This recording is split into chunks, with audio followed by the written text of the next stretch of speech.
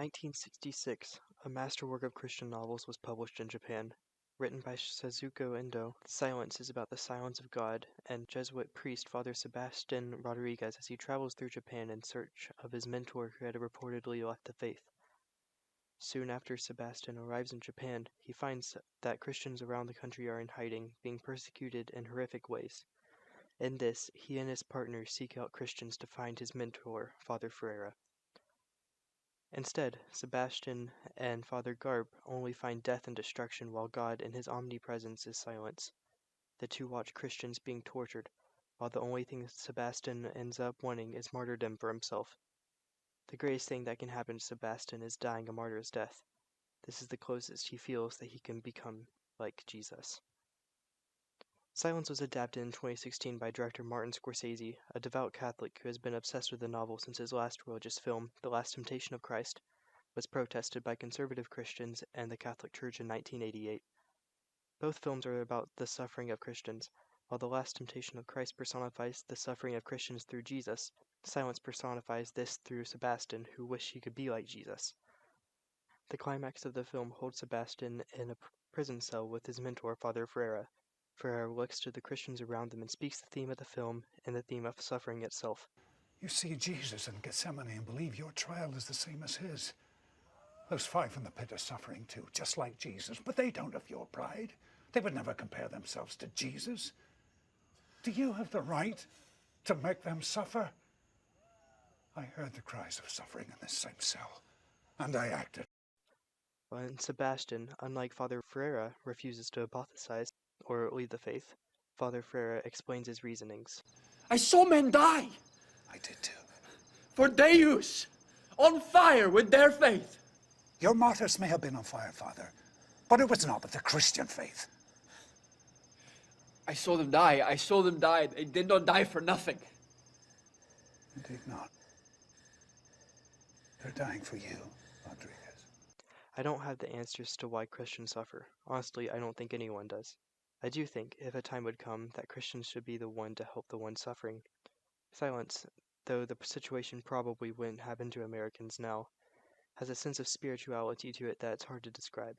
The decision to denounce God to save the ones who are suffering seems impossible. How could a person get to that place of spiritual suffering and not? Sebastian needed to hear from God, and he finds that the only time he ever does is when he denounces him.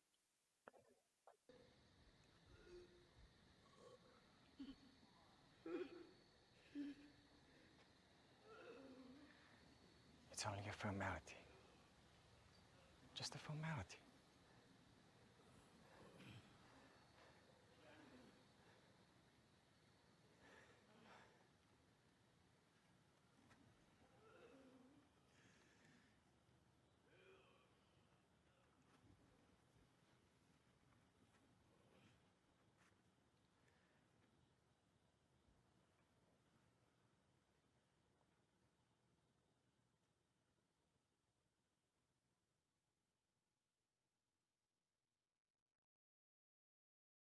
Come ahead now.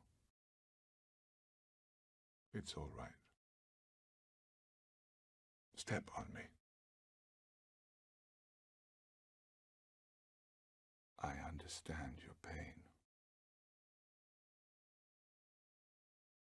I was born into this world to share men's pain. I carried this cross for your pain.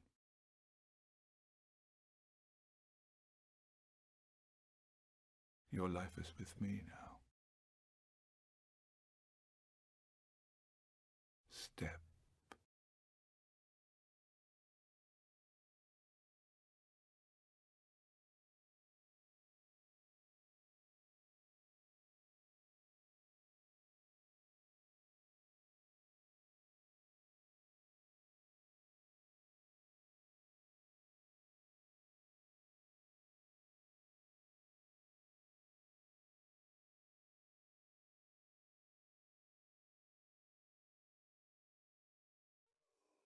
Paul writes in 2 Corinthians 12:9-10, "But he said to me, My grace is sufficient for you, for my power is perfect in weakness.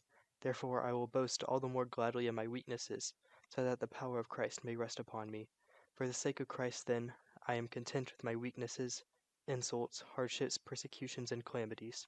For when I am weak, then I am strong. The silence. That's where we find God. The silence of our struggles, no matter how large or small. Christians are called to rest in the power of Christ, especially through the calamities that life brings. But silence isn't about the physical struggle, and I don't think Christianity is either. I think it's a spiritual struggle. It's a trust fall. We trust God, though we can't see Him. We trust Him in the hardest moments, the moments where there is nothing but silence. Sebastian trusts God, and he trusts that God understands why he hypothesizes. He trusts that, through his actions, he becomes closer to God in the process, that saving lives is just as important because that's what Jesus did. Maybe struggling with your spirituality is okay. Good Friday just passed us by. Christians around the world remember the Easter season to be the days that Jesus died and resurrected, but even more happened those days. Jesus doubted. One of Jesus' final words on the cross was, my God, why have you forsaken me? My God, why have you forsaken me? His final hours on the cross were the hours he suffered the most. Devoid of God, no one can imagine the pain he is in, not just the physical pain, but the spiritual pain. Theologian Peter Enns wrote on this passage, if Jesus can show that this kind of uncertainty, this kind of lack of faith, who are we to say otherwise? If these words can be uttered by the Son of God, the Savior, should the rest of us be surprised when we feel the same sense of uncertainty about God? I think a lot of Christians feel like uncertainty is the worst struggle a person can go through, that the main struggle of Christians is something that must be fixed, that must be drilled out of a person, that the struggle of faith is the worst thing possible. More than anything, I would say that the struggle of faith is what makes your faith stronger. There's a certainty that many Christians think we need. I would argue that certainty is the worst thing. Worse than struggle. The preconceived notions on what the Bible means, what their beliefs mean, could be self-destructive.